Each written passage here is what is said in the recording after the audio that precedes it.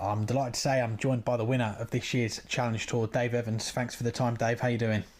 No problem. Thank you, Alex. I'm doing well. Yourself? Doing well, thank you, and congratulations on winning your first tour card at the weekend. A couple of days have passed now. What have the last 48 hours or so been like since you found out you'd secured a top two finish on the Challenge Tour?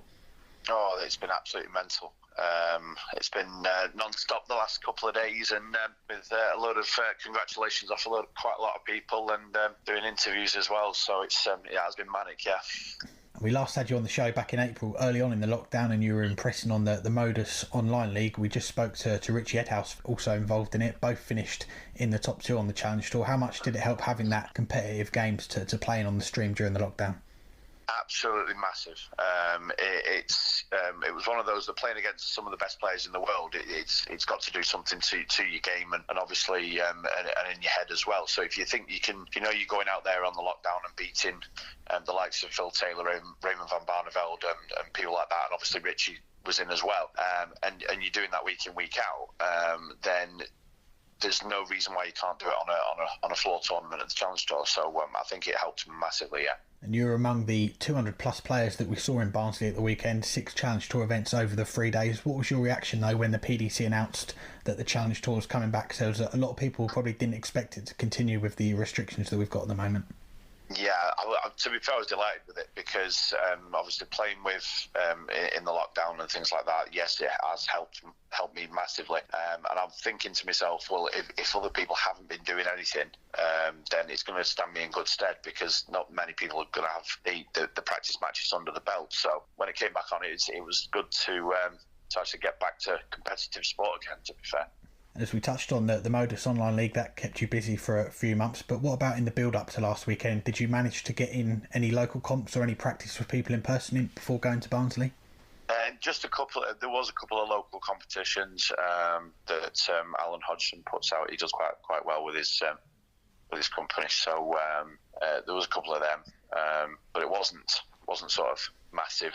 It was literally 30 people, and that was it. It was six people in each group, so it was like a grand slam. So you got 5 games, and then you carried on from there. But it was like constant rules of mask wearing and no standing up. You had to wear your mask while you were playing and things like that. So it was a lot different, but I think they helped a bit, yeah. So I suppose that gave you a taste of what was to come this past weekend in Barnsley. What was it like going into the venue on that Friday morning? As I mentioned, 200 plus players, seeing a lot of familiar faces, some that you've probably not seen since the first Challenge Tour of the year back in January. Was it strange at first? Yeah, it was strange because obviously these new rules, you've got to stick by them, and sometimes you've not seen someone for a long time that you don't actually know what they look like anymore. So you see them wearing a mask, and all you can see is like what they used to wear, and you remember thinking, oh, well, yeah, I remember him wearing that, so that's got to be him, So there's a lot of people growing their hair and growing big beards and things like that. So yeah, but it was nice to see all the regulars again from obviously the last few years of being on the Challenge Tour. So it's good to catch up with them all, yeah. Well, let's get on to your results from the weekend. Then the second event on the Friday, you go all the way, beating Richie Burnett 5-4 in the final, and that puts you right in contention. I think only £400 off the top two going into the Saturday and the Sunday. How are you feeling after that win?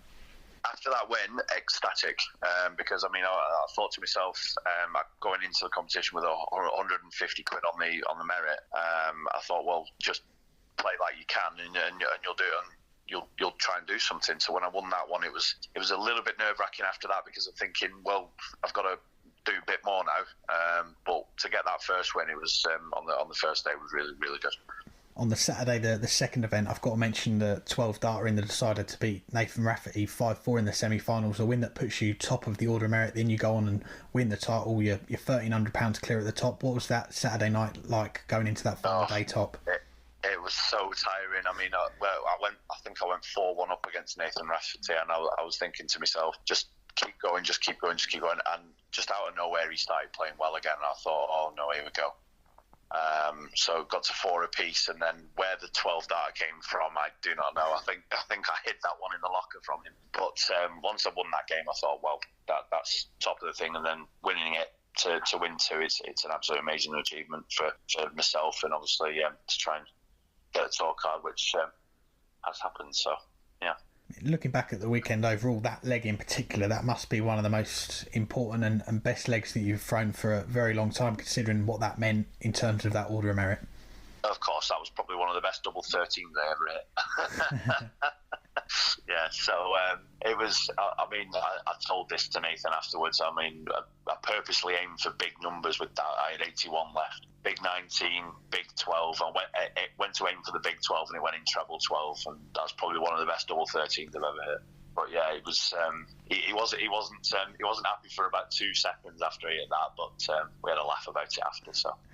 Excellent. Well, as it turned out, that would be your last win of the weekend. You go out early on the first event on the Sunday, but after that event, it's confirmed that you're going to be in the top 2 regardless of any other results. Still an event to play, but what were the emotions like when you knew that you had a tour card?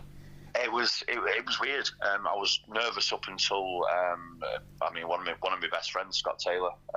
He played Keane Barry, and I was sat there hoping that Scott beat Keane Barry to guarantee a tour card, and he did.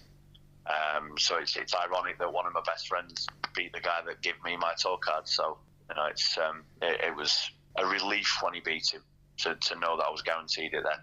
So absolutely, emotions couldn't have gone high enough. And you go out first game in the last event, and now it's a wait to see if you're going to keep top spot and that World Championship place, and it goes down to the final game with Richie Edhouse losing 5-3. You lost your game around about 5 o'clock, and it's not until just after 8 o'clock. The longest 3 hours you've ever had waiting for that?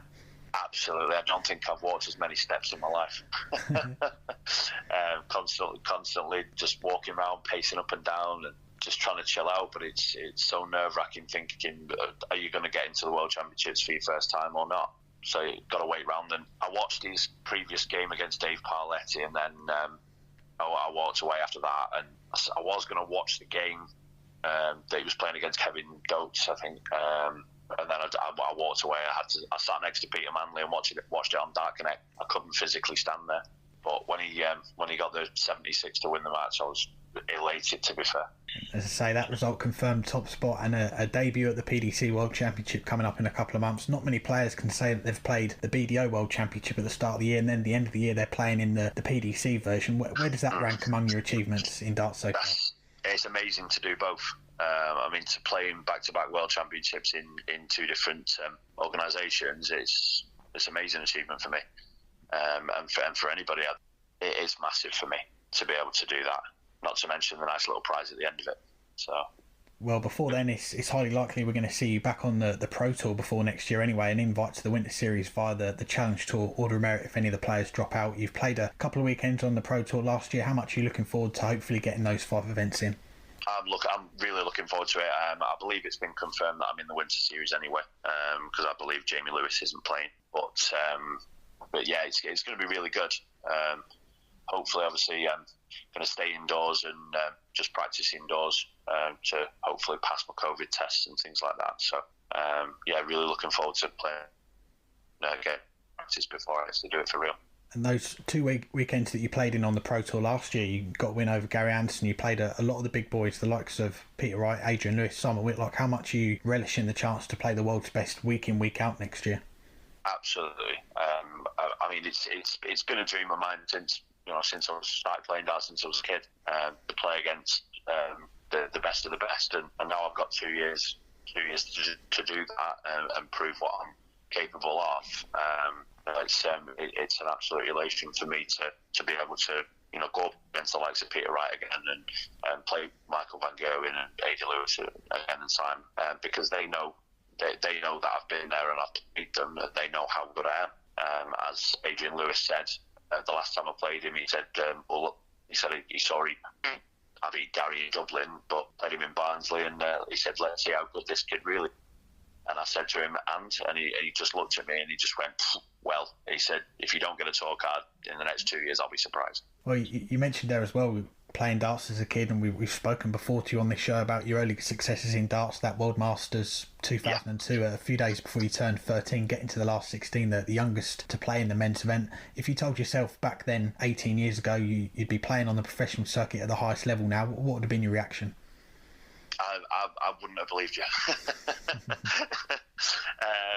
But no, because as a kid, I didn't think that it would be possible comfortable, obviously, with family and things like that. They say, get a proper job, etc. And I'd always thought that I might end up in a full-time position somewhere, a doctor or something like that. But no, it's always been an ambition to play darts. So to actually be playing against the top professionals, it is a dream come true, to be fair. But no, a 13-year-old kid was stood next to me now, he'd probably be ecstatic. He'd probably jumping up and down next to me. Well, congratulations again on winning your tour card, and we wish you all the best with the Winter Series next month, and of course next year when you start your tour card.